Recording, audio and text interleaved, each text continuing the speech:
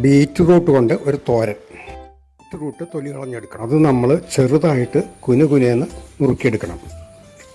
ഇതുപോലെ ആയിരിക്കണം.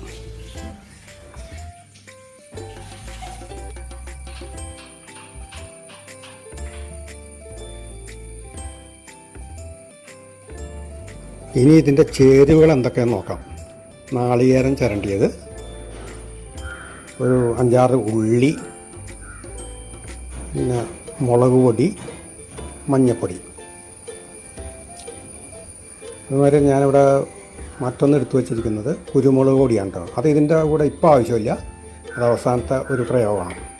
അപ്പോൾ നമ്മൾ നേരത്തെ പറഞ്ഞ അരപ്പ് ഒരു തോരനരയ്ക്കുന്ന മാതിരി മിക്സിയിലിട്ട് നരച്ചെടുക്കണം. ഇനി കടുക് വറക്കാനുള്ളത് നമുക്ക് എന്തൊക്കെയാണെന്ന് നോക്കാം. കടുക് കുറച്ച് വേണം, ഒരു 1.5 അല്ലെങ്കിൽ 2 കൊല്ലമുളക്, ഉഴുന്ന് പരിപ്പ്, ഒരല്പം അരി. ചട്ടി നമ്മൾ അടുപ്പത്ത് വെച്ച് ചൂടായി വരുമ്പോൾ അല്പം വെളിച്ചെണ്ണ ഒഴിക്കണം. കടുക് വറക്കാനാണ്. എണ്ണ ഒന്ന് ചൂടായിക്കോട്ടെ.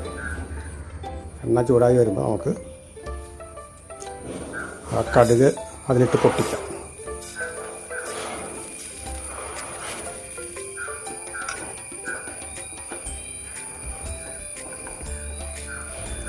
എണ്ണ ചൂടായി വരുമ്പോൾ കടുക് പൊട്ടി തുടങ്ങും.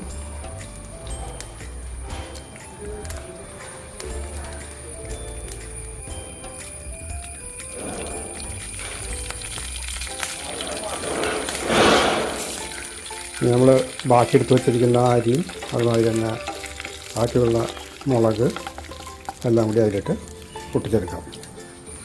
പൊട്ടി തുടങ്ങിയിട്ട് അതിൻ്റെ കൂടെ ഒരു 3-4 കരിവേപ്പില ഒന്ന് പൊട്ടിച്ച് അതിലിട്ടൊന്ന് മൂപ്പിക്കണം.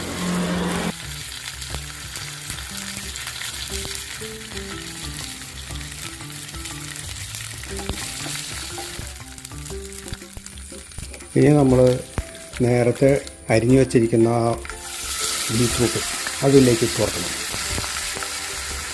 ഒന്ന് പതുക്കെ ഇളക്കിയിട്ട്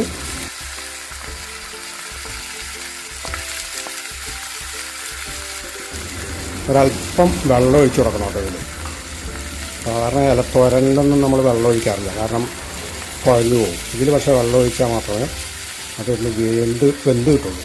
അല്പം വേവുള്ള ഐറ്റമാണ് ഈ ബീറ്റ്റൂട്ട് എന്ന് പറയുന്നത്.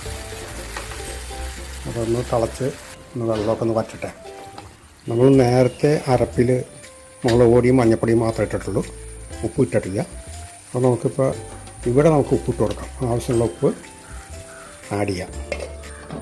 എന്നിട്ട് ഒന്ന് അടച്ച് വയ്ക്കാം. അടച്ച് കഴിയുമ്പോൾ അതൊന്ന് നന്നായിട്ട് വെന്ത് വെള്ളം വറ്റും. ഏകദേശം ഇപ്പോൾ വെള്ളമൊക്കെ വറ്റി നോക്കിയറിയാം, വെള്ളമൊക്കെ വറ്റിയിട്ടുണ്ട്. നമുക്ക് അരപ്പ് ചേർക്കാം. നേരത്തെ എടുത്തു വച്ചിരിക്കുന്ന അരപ്പ് ഇവിടെ ചേർത്ത് കൊടുക്കാം.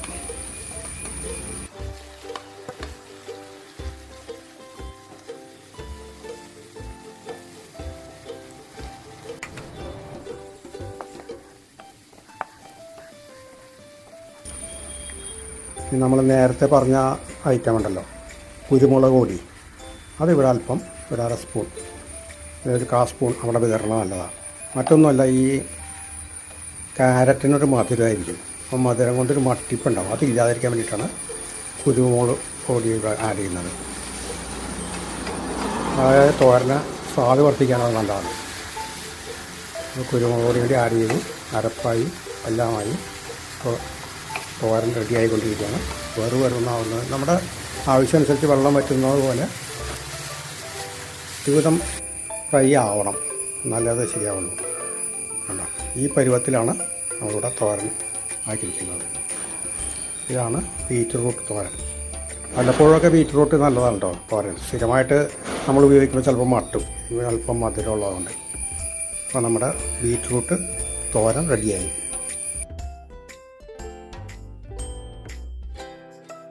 ഈ വീഡിയോ നിങ്ങൾക്ക് ഇഷ്ടമായെങ്കിൽ ദയവായി സബ്സ്ക്രൈബ് ചെയ്യുക, ലൈക്ക് ചെയ്യുക, ഷെയർ ചെയ്യുക.